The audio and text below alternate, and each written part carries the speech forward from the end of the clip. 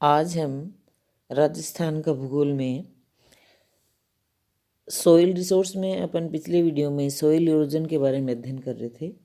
उसमें हमने देखा कि किस प्रकार से अलग अलग टाइप से इरोजन होता है, जैसे सीट इरोजन, गली इरोजन। और ये जो इरोजन होता है इसी से ही धरातल पर कितना ज़्यादा अपरदन होने के बाद चंबल का उदाहरण देते हुए हमने बेडलैंड टोपोग्राफी की भी बात की थी। यानी इरोजन से, सोइल इरोजन से धरातल जो है उसकी उर्वरता तो कम होती है, उसके अलावा उर्वरता कम होने के उपरांत ही उसका प्रभाव किस प्रकार से हमारे मिट्टी संसाधन पे होता है। तो इसका मतलब क्या हुआ कि सोइल इरोजन से कुछ उसके बैड इफ़ेक्ट भी होते हैं, यानी उसके कुछ डिसएडवांटेज भी होते हैं, जैसा कि अपन ने पहले भी देखा है। उनके बारे में आज अपन अध्ययन करेंगे।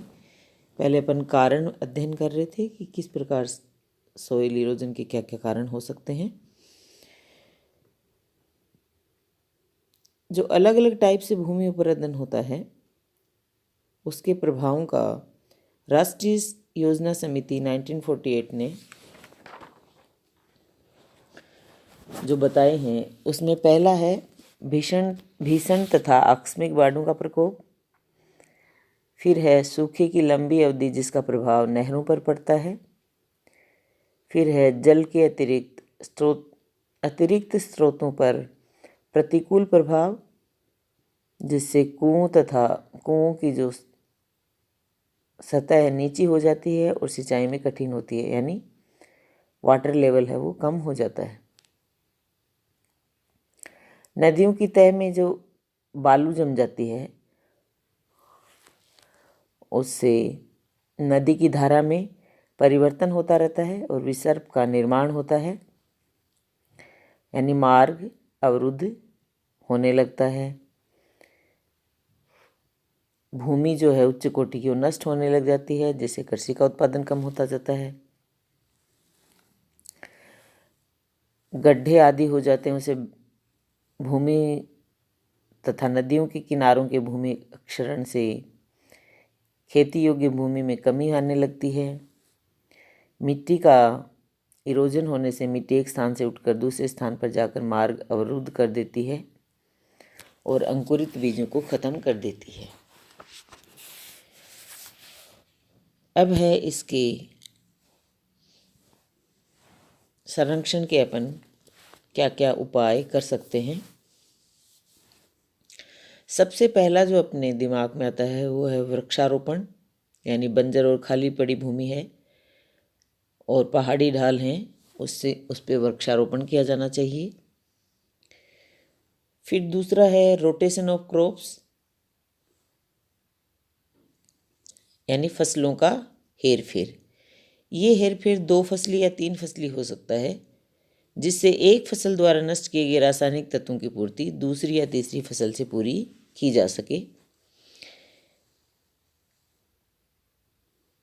फिर है खेतों की मेड़ एवं ढालू भूमि की ओर समुच्चय बंद बनाते समय उस और जल प्राप्ति के अनुसार वृक्ष और झाड़ी की कतार लगानी चाहिए। बहते हुए जल का वेग रोकने के लिए खेतों में मेड़बंदी करना, ऊंची भूमि पर पतली खेती और मैदानों में टेढ़ी मेढ़ी खेती की पद्धति अपनाना आवश्यक है।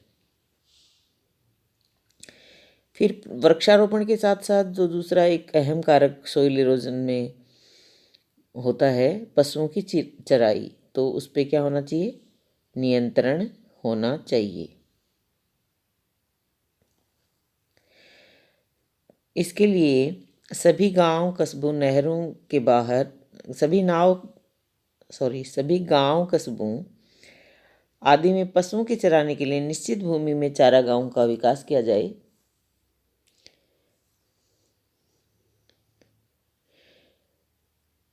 इस तरह से जो जल और इसके अलावा जल द्वारा होने वाली मिट्टी के इरोजन को रोकने के लिए भूमि को जोतने के बाद उसे वनस्पति से ढक देना चाहिए, जिससे कि जो तेज़ बारिश होती है उससे उसका इरोजन नहीं कम होगा। भूमि पर ही पड़ी रहने वाली वनस्पति को स्वतः ही वो डिकम्पोज हो जाए, यानी जिससे भूमि की जल ग्रहण क्षमता करने की वृद्धि है वो बढ़ेगी और मिट्टी का कटाव रुक सकेगा। और खेत में अपन को लगातार अपन पौधे, दलहन आदि बोते हैं, उससे भी मिट्टी का कटाव रुकता है।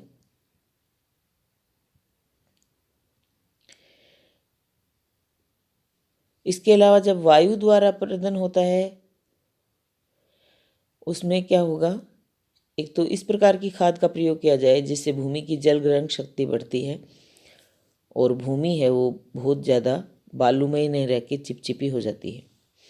बोए और बिना बोए खेतों को बारी बारी से काम में लाया जाए, जिससे बोए हुए खेतों की ढीली भुरभुरी मिट्टी जो वायु द्वारा उड़ाई जाए दूसरे खेत में एकत्रित हो जाए और मिट्टी का नष्ट होना रुक जाए। फिर आता है लवणीय व क्षारीय भूमि की समस्या। साधारण शुष्क तथा अर्ध शुष्क प्रदेश के किसानों के सामने कुछ ऐसी समस्याएं रहती हैं जिनके कारण वे अपनी भूमि से जो उपज है वो पर्याप्त मात्रा में नहीं ले पाते हैं। कम वर्षा, कम आर्द्रता, उच्च तापक्रम, उच्च वाष्पीकरण, वाष्पोत्सर्जन इन प्रदेशों की विशेषताएं हैं। और ये जो कारक हैं इनके कारण ही इन प्रदेशों में लवणीय व क्षारीय भूमि या पानी में जो खारापन है उसके लिए उत्तरदायी है। और ये जो खारा पानी होता है इसी को फसल के उत्पादन में काम में लाया जाता है और इससे लवणीयता व क्षारीयता की समस्या बढ़ती है। और इस प्रकार की भूमि में उसकी उर्वरक शक्ति जो है वो धीरे धीरे कम होने लगती है और उसकी उर्वरा शक्ति को बनाए रखना थोड़ा कठिन हो जाता है, क्योंकि इसमें प्राकृतिक वनस्पति की वृद्धि कम होती है और जो कुछ भी जैव पदार्थ भूमि में एकत्रित होता है उसका ऑक्सीकरण शीघ्र ही हो जाता है।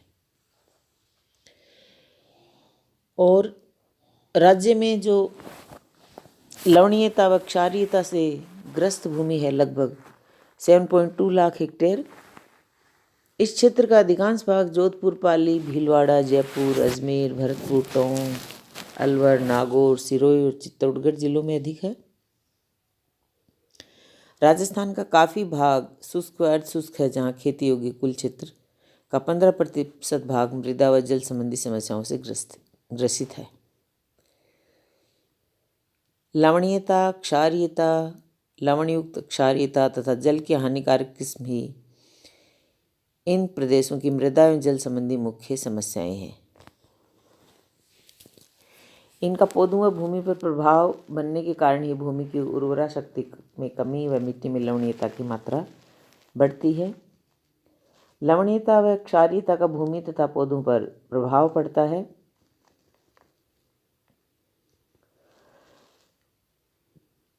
और किस प्रकार पड़ता है? लवणों की अधिकता से भूमि में पानी होते हुए भी पौधे पर्याप्त मात्रा में से नहीं ले पाते हैं, क्योंकि मृदा के घोल का ऑस्मोटिक प्रेशर बढ़ जाता है। इसलिए पौधों की वृद्धि पर लवणों का विपरीत प्रभाव पड़ता है। क्षारीय भूमि में सोडियम की अधिकता के कारण इनकी संरचना बिगड़ जाती है, जिससे भूमि में हवा व पानी का संचार सही रूप से नहीं हो पाता है। इससे पौधों की उपज व वृद्धि कम हो जाती है और पीएच मान भी बढ़ जाता है भूमि का, जिससे भूमि का पोषक संतुलन बिगड़ जाता है। ये जो लवणीयता है उसके भी कुछ कारण हैं। लवण प्रभावित भूमि में पाए जाने वाले मुख्य लवण सोडियम, कैल्शियम, मैग्नीशियम के क्लोराइड, सल्फेट, कार्बोनेट व बाइकार्बोनेट और कहीं कहीं पर इनके नाइट्रेट होते हैं। इनके जो कारक हैं, पहला जैसे अपन बता सकते हैं बहुत समय तक अधिक लवणीय पानी से सिंचाई। फिर है उससे अगर अपन लगातार सिंचाई करते रहेंगे तो इस प्रकार की समस्या आएगी। फिर है जल निकास की कमी, यानी इसका जल निकास का अगर समुचित प्रबंध नहीं होता है तो आसपास का पानी जो है वो वहीं एकत्रित होने लगता है और सूखने पर साथ लाए हुए लवणों को छोड़ देता है। इस तरह अगर लगातार यही चलता रहे तो भूमि है वो कुछ समय बाद लवणीय व क्षारीय बन जाती है। एक कारण हम बता सकते हैं कम वर्षा और अधिक वाष्पीकरण। इसमें क्या होगा, कम बारिश होने से भूमि के लवण निचली तहों तक नहीं जा पाते हैं क्योंकि लीचिंग हेतु पानी की मात्रा पर्याप्त नहीं होती है और वाष्पीकरण तीव्र होने के कारण लवण संचय धरातल पर ही अधिक होता है। फिर होता है एक कारण हम बता सकते हैं परिच्छेदिका में कड़ी परत। कड़ी परत होने के कारण पानी नीचे की तहों तक नहीं पहुंच पाता है। इस कारण जो उसमें ऊपर वाले भाग में ही रहता है पानी और इसमें विले लवण जो हैं वो उसी धरातल पर एकत्रित होते रहते हैं। फिर हाई वाटर टेबल, भूमि जल स्तर भूमि के निकट होने पर समुचित जल निकास नहीं हो पाता जो कि लवण संचय में सहायक होता है। जल स्तर भूमि के निकट प्राकृतिक कारणों से अथवा नहर जलाशय नदी के समीप होने से भी हो सकता है। जो लवणीय भूमि है उसके विजुअल सिम्टम्स जो होते हैं वो क्या होते हैं। एक तो भूमि हमें क्या होगी जिसको अपन देख सकते हैं, मतलब एक तो भूमि बंजर दिखाई पड़ती है, या तो पौधे उगते ही नहीं हैं, उगते हैं तो मुरझा जाते हैं और वृद्धि कम होती है। और एक होता है भूमि पर जो लवण की सफ़ेद या सफ़ेद भूरी राख के रंग की तह दिखाई पड़ती है और वर्षा होने पर या भूमि की सिंचाई होने पर विलीन हो जाती है। और जब जल वाष्पीकरण के द्वारा जल जब नहीं होता है, उड़ जाता है, तो फिर से दिखाई देने लगती है। एक कारण होता है भूमि में पर्याप्त नमी होती है लेकिन पौधे जल की कमी दिखाते हैं। कभी कभी पौधों की पत्तियों का रंग गहरा हरा नीला व किनारे झुलसे हुए दिखाई देते हैं। यह है लवणीय भूमि में। क्षारीय भूमि में अपन को जो किस प्रकार से अपन इसको देख सकते हैं या विजुअल सिम्टम्स जो हैं, इन मृदाओं को ऊसर के नाम से भी जाना जाता है। क्षारग्रस्त भूमि में पौधों की वृद्धि या तो कम होती है, पौधे बिल्कुल नहीं उगते हैं। जल को भूमि में प्रवेश करने में पर कठिनाई होती है। वर्षा ऋतु में जल काफ़ी समय तक भरा रहता है और मिट्टी गीली होने पर चिकनी हो जाती है और इनके ऊपर भरा हुआ पानी मतलब गंदा सा दिखाई देता है और सूखने पर दरार पड़ जाती है।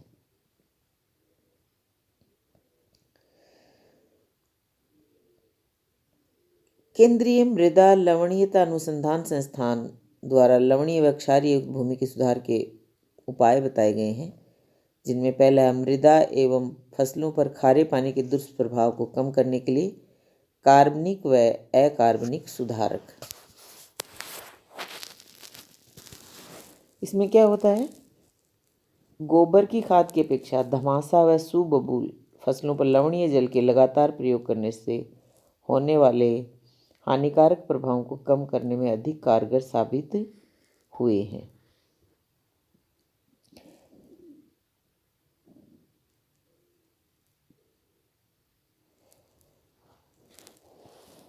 फिर है रोडस व ब्लू घास की उपज लवणीय जल से सिंचाई करके बढ़ाई जा सकती है। क्षारीय व लवणीय मृदा हेतु जो उपयुक्त फसल चक्र है, जैसे ढेंचा गेहूं या ढेंचा जो फसल चक्र अपनाने से क्षारीय मृदा में अधिक उपज और इसके गुण में सुधार, मिट्टी के गुण में सुधार आता है। अगर बहुत ज़्यादा लवणीयता है, यानी लवणीयता की समस्या बहुत जटिल है और जल निकास का प्रबंध या अन्य संशोधन के तरीके काफ़ी अपन उसको वहन नहीं कर पाते हैं, तो इस प्रकार की भूमि को वन रोपण व चारागाह के काम में लाना चाहिए। गड्ढे भरने के लिए जैव खाद मिश्रित अच्छी मिट्टी का उपयोग करना चाहिए। लवणग्रस्त भूमि में वन रोपण के लिए बबूल, शीशम, खेजड़ी, खैर, ढाक, नीम, बहेड़ा, लसोड़ा आदि पेड़ों को काम में लेते हैं। जंगल जलेबी अथवा कीकर और पीलू पश्चिमी राजस्थान में पाए जाने वाले लवण सहिष्णु पेड़ हैं। अब आता है मिट्टी संबंधी समस्या। इनसे पहला तो क्या है, मिट्टी मृदा की जैविक शक्ति में गिरावट एक जो अपने है वो समस्या, उसमें एक हमारे लिए चुनौती की तरह है। फिर है जलाधिक्य की समस्या, फिर है खरपतवार की समस्या, और फिर है मरुस्थलीय प्रसार। और ये जो मरुस्थलीय प्रसार है ये एक गंभीर समस्या बन गई है और मरुस्थल का फैलाव उत्तर पूर्व की ओर हो रहा है, ये बताया जाता है, लेकिन ऐसा नहीं है। मरुस्थल का फैलाव न होकर डेजर्टिफिकेशन की प्रवृत्ति बढ़ रही है, न कि मरुस्थल बढ़ रहा है। इसके दो कारक हैं, पहला प्राकृतिक कारक, द्वितीय मानवीय। इस चित्र में शोध हेतु राज्य में काजरी, जिसकी फुल फॉर्म है central arid zone research institute, और वो निरंतर इसके लिए शोध कार्य कर रही है और इस तरह के पौधे की खोज कर ली गई है जिसको अपन शुष्क वृक्ष कहते हैं, या पानी की कमी में जिसको लगा सकते हैं, जैसे होहोबा और जोजोबा। जलाधिक्य की समस्या क्या है? ये समस्या उत्तरी पूर्वी नहरी क्षेत्र में सबसे अधिक है। इससे क्या होती है, सेम की जो प्रॉब्लम है वो आ जाती है, और इसके लिए, इस समस्या के निदान के लिए जल निकास के लिए खेतों में नालियाँ बनाई जानी चाहिए। खरपतवार की समस्या में क्या है, मिट्टी के पोषक तत्वों का शोषण जो अपन को नहीं चाहिए होती है, इस प्रकार से जो उगी हुई घास होती है जिसे खरपतवार अपन बोल सकते हैं, वो उसका शोषण कर लेती है, और इस समस्या के निदान के लिए इस प्रकार की घास को ख़त्म करना चाहिए। जैसे कि खरपतवार में कांग्रेस घास जो है उसको अपन बता सकते हैं, उसके हटाने के लिए अभियान भी चलाया गया था। मिट्टी की जो जैविक शक्ति में गिरावट जो हमारे लिए एक चुनौती के रूप में है,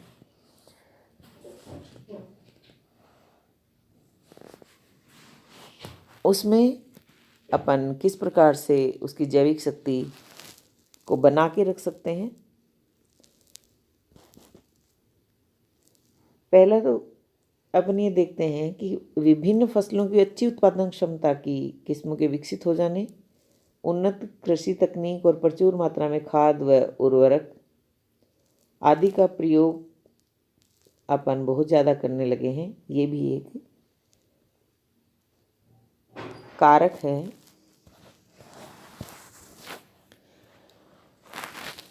इसमें क्या होता है, निरंतर जो अपन इनका प्रयोग करते हैं उससे उसकी जो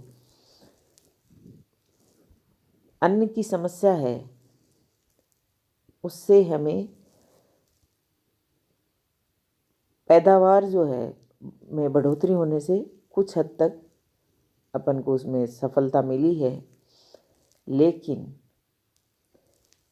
ये जो तरीके, उन्नत कृषि तरीके अपनाने के बावजूद भी लगातार जो पैदावार में स्थिरता आने लगी है, खनिज उर्वरकों की अधिक मात्रा, कीटनाशी रसायनों के निरंतर बढ़ते बोझ से मृदा की जैविक शक्ति में कमी आ रही है, और मृदा की जैविक शक्ति के रूप में फफूंदी और शैवाल आदि सूक्ष्म वनस्पतियाँ, सूक्ष्म जीवाणु तक केंचुए जैसी प्रणाली पालते हैं। ये सब ये मिलकर मिट्टी के पोषक तत्वों का रिसाइकलिंग करते रहते हैं और मिट्टी की उर्वरा शक्ति को बनाए रखते हैं। हमारी जो मिट्टी है वो रासायनिक उर्वरकों एवं कीटनाशी रसायनों का वजन सहने में असमर्थ लग रही है। क्योंकि लगातार भूमि की उर्वरा शक्ति कम हो रही है। अंधाधुंध तरीके से जो उर्वरक एवं कीटनाशी रसायनों का प्रयोग किया है उससे ये समस्या आई है। तो मृदा की जो वर्तमान उत्पादन क्षमता है इसको बनाए रखने के लिए जैविक विविधता के संरक्षण और उनके विकास की समस्याओं की ओर हमें ध्यान देना होगा। मृदा में पाए जाने वाले लाभदायक सूक्ष्म जीवों और केंचुओं को संरक्षण प्रदान कर भूमि सुधार तथा टिकाऊ खेती में जागृति लाई जा सकती है।